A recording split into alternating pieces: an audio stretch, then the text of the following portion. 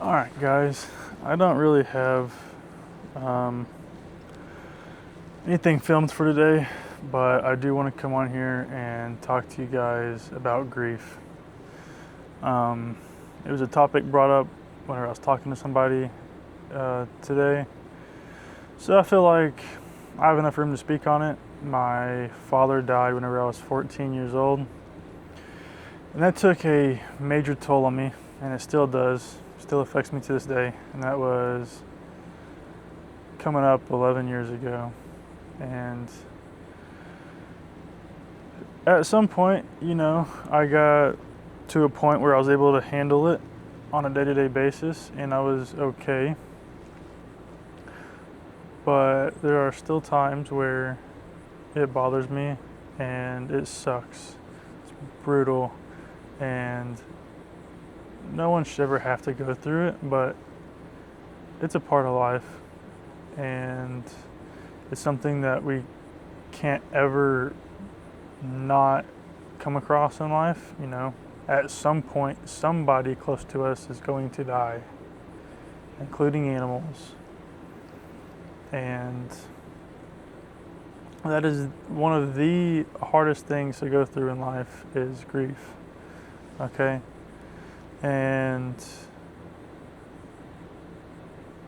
from my experiences, I went through a lot of trials and tribulations going through grief. A lot of people are just going to sit there and tell you, oh, it's going to be all right, like they're in a better place, blah, blah, blah, blah, blah. And that's just the normal reaction whenever somebody's trying to help you, is to just try to keep you calm and relaxed, right? And that's fine. I mean, thank you to those people that are there and have your back. But the truth is, for people that have never experienced grief,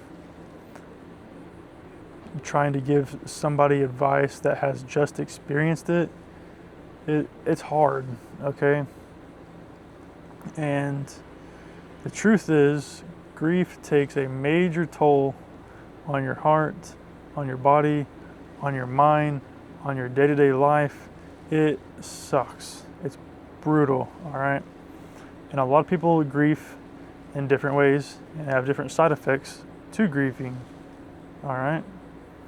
Like, for myself, there was times where I would grieve and I would just cry and then I'd be okay.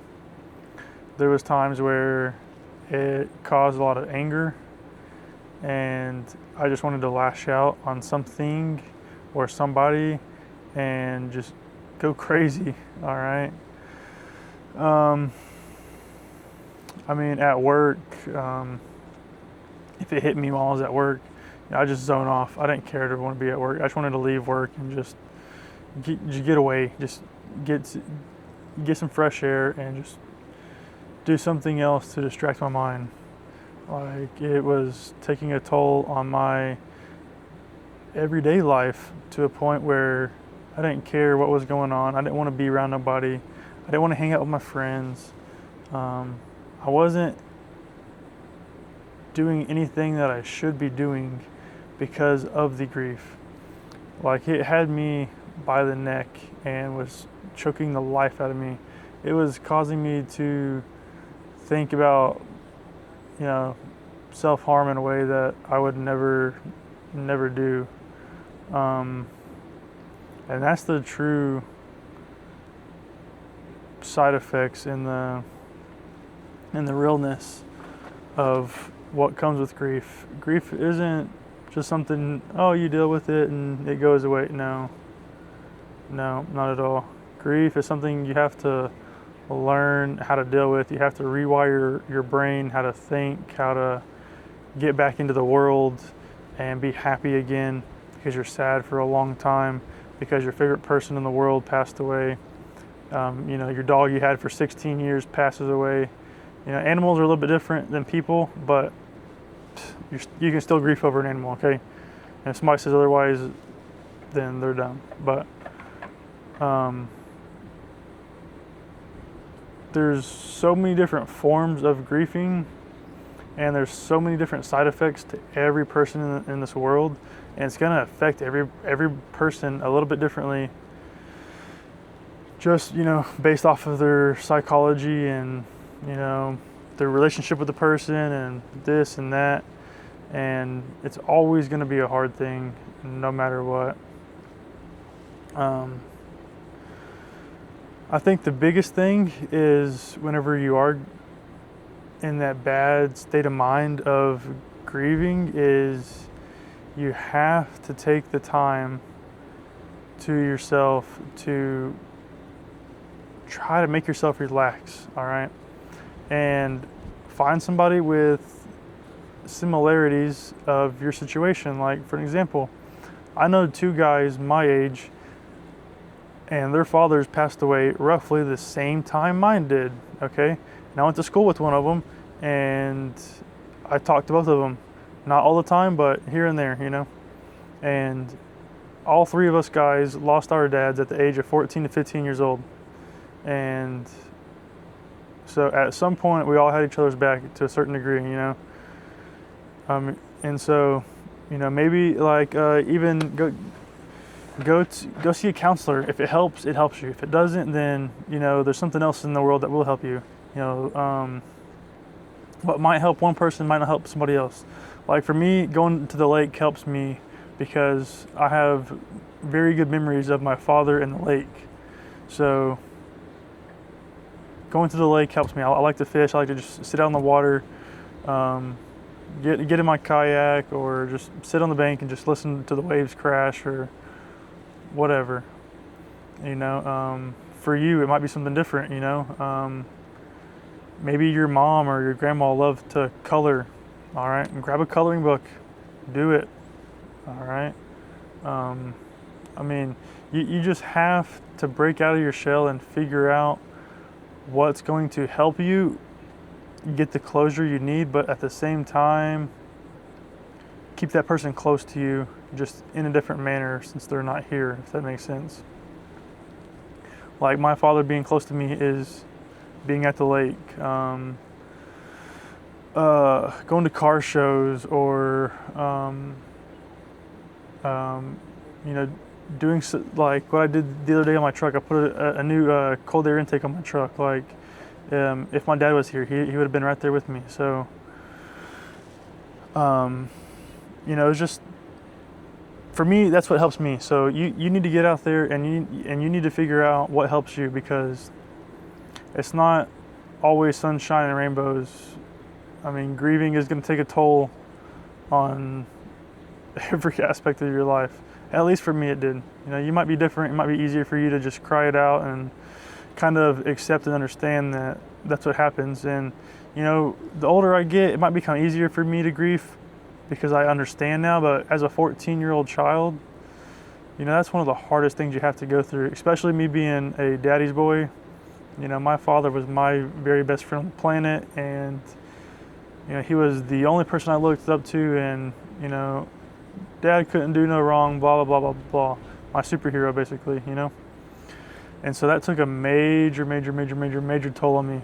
It even affected me in school, And the main things that it really affected me at was, he's not going to see me graduate. He's not going to see me get married. He's not going to see my kids, his grandchildren. He's not going to see any of that, and I don't get to share that with him. And everybody else around me gets to. Like, that's not fair to me.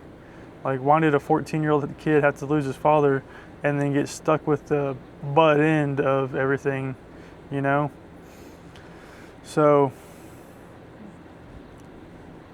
there's a lot of things that will affect you whenever it comes time to grief. You really just have to get out there and do different things until you figure out what helps you and what makes you remember that person in a good way and that makes you feel good. Because you can't just sit around pondering and just debating your own life because of that person dead. Like, would they want you to screw up your life even more because you're sad, or do you think they would want you to figure out how to be happy thinking about them and doing something that reminds you of them and bettering your life? Okay. And I know a lot of this is easier said than done, which is very true, and it will take time to figure out what helps you, because it took me a lot of time. All right. And don't think it's ever going to be easy, because it's not. The cold hard truth is grief is very hard. And right now, if anybody in your life is on their deathbed, please do right by them in every aspect. Help them, build a better relationship with them, the best that y'all have ever had, and make memories together. Because if somebody in your life that you're close to passes away and y'all weren't on a good note, y'all haven't talked in a while, y'all had an argument, a fight, or something like that, it's going to make your grieving process 50,000 times harder. Because, I mean, do you want your last goodbye to be oh, screw you, go F yourself, blah, blah, blah, blah, blah? No. Like, why would you want to say that to somebody that you actually love, and then you can't go back and you can't fix it because they're dead? All right. And like, you're not going to forget anything about them, everything about them, everything, all your last conversations, your last text message, phone call, everything is going to be engraved in your head for the rest of your life. And if somebody tells you otherwise, they're probably full of crap, because I remember absolutely everything leading up to my father's death, and while I lived with him, after I moved back to my mom's and then he passed away. I remember all of it, and it is engraved in my brain. I could probably recite our last conversation. I could probably tell you the last outfit I wore whenever I saw him. I mean, it is ingrained into my brain, and it sucks. I mean, I'm glad I have the memories, but it reminds me so much of him in a manner that I want to cry. You know what I mean? Like, it's good, but it's bad at the same time. Something else I found out that helped me was talking about it. All right. A lot of people are like, "Are you all right?" No. Do you want to talk about it? No.